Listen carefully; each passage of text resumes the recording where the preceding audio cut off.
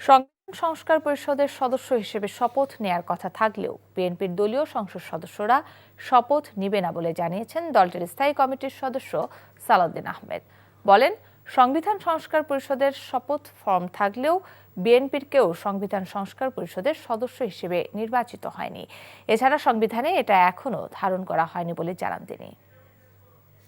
গণভোটের রায় অনুযায়ী সংবিধান সংস্কার পরিষদ গঠিত হলে সেটা সংবিধানে আগে ধারণ করতে হবে এবং সংবিধান সংস্কার পরিষদের সদস্যকে কে শপথ নেয়াবেন সেটা বিধান করতে হবে এবং কোন এরকম ফর্ম এটা সংবিধানে নেই। এই ফর্মটি তৃতীয় তফসিলে আছে, সাদাটা। এইরকম তখন একটা ফর্ম সংবিধানের তৃতীয় তফসিলে আসবে।